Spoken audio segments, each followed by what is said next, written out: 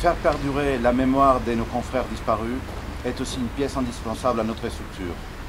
Ils nous ont transmis ces traditions, leur savoir-faire. Ils ont transmis leur passion aux clients. Donc nous amenons en montagne aujourd'hui, enfants, petits-enfants et certainement arrière-petits-enfants. Ils nous ont légué une structure solide, laquelle nous permet aujourd'hui d'exercer notre métier. Ferraud Achille, mort au Mont-Tondu. Chapelain Ernest, à la Dent du Requin. Boissa René, Audru. Tuat Hubert, à l'Aiguille des Pèlerins. Santi Serge, au Mont Blanc. Boson Mick, au Rocher d'Escalade. Verwex Michel, à Plan-Prat. Jacquet Louis, à Tête-Rousse. Boissa Thierry, au McKinley. Kerel Damien, au Fitzroy. Mollard Gavi, au Valais.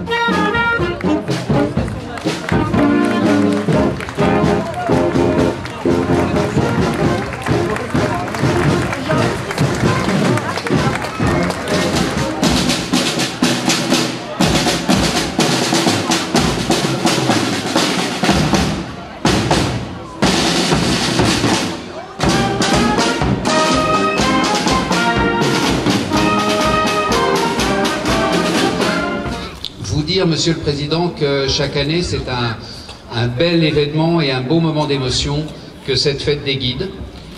C'est aussi pour tous les habitants, pour tous ceux qu'on accueille dans notre commune, de montrer qu'à Saint-Gervais, à Chamonix, au pays du Mont-Blanc et puis dans toutes les Alpes et les montagnes de France, nous avons des professionnels qui sont là pour nous faire découvrir et nous faire vivre le mieux possible notre montagne.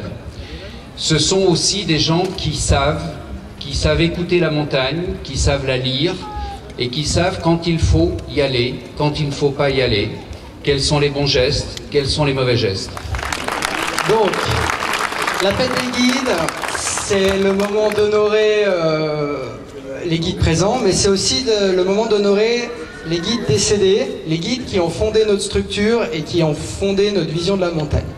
Chaque année, on honore un guide. C'est assez aléatoire, on essaie de choisir un guide qui a œuvré pour la compagnie et qui a œuvré pour le milieu de la montagne et le Val-Montjoie. Cette année, avec Pierre, on a fait un choix artistique, parce qu'on avait trouvé une photo assez sympa, et on a décidé d'honorer un jeune guide qui s'appelle Eugène Louis Mollard de la Villette. À travers lui, c'est toute la famille Mollard de la Villette que je voudrais honorer. C'est une famille qui compte 4 guides, donc 4 générations de guides, pardon, au cours du 19e siècle, et qui commence par le grand-père Frédéric Mollard. Frédéric Mollard, c'est un des pionniers de la compagnie des guides. C'est lui qui va tenter les premières ascensions en direction des dômes de Miage et de la Bionnassay. Et il s'illustre notamment en étant un grand copain de Jean Estéril Charles Straton, un guide renommé de Chamonix. Et ils vont faire beaucoup d'ascensions ensemble, ce qui va lui donner une certaine notoriété. Et les deux compères, à la formation aux prémices du métier de guide, ils vont devenir examinateurs à l'époque où c'était la compagnie des guides de Saint-Gervais et la compagnie des guides de Chamonix qui faisaient passer les diplômes. Je pense qu'on devrait revenir à ça, c'était bien. Son fils, c'est l'homme un peu célèbre de la famille. Il s'appelle Louis Mollard, il a vécu au milieu du 19e siècle et c'est un visionnaire. C'est lui qui va inventer les tout compris avant l'heure.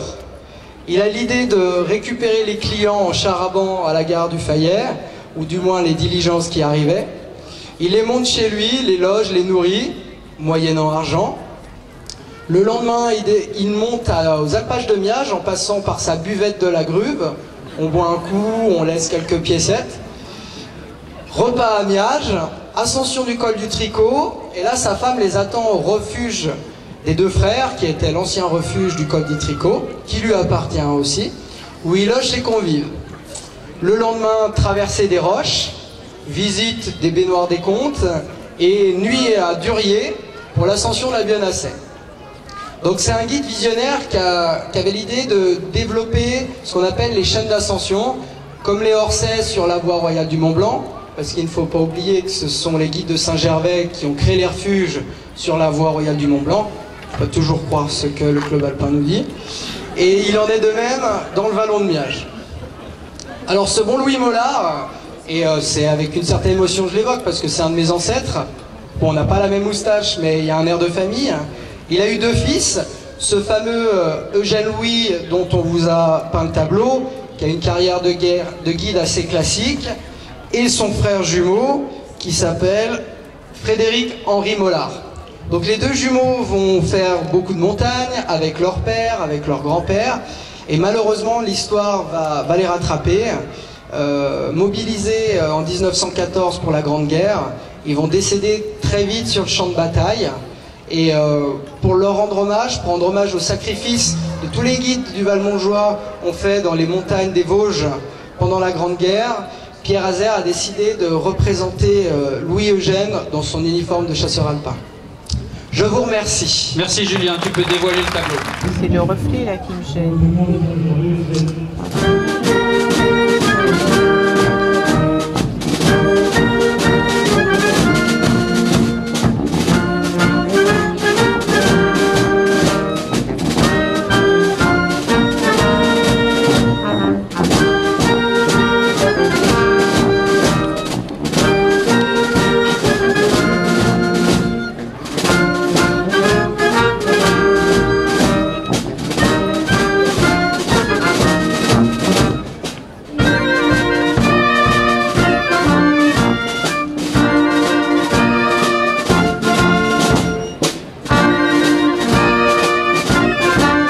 Je voudrais également te remercier de la confiance que tu m'as accordée pendant toutes ces années, mais toi-même, mais également ta famille et tes amis.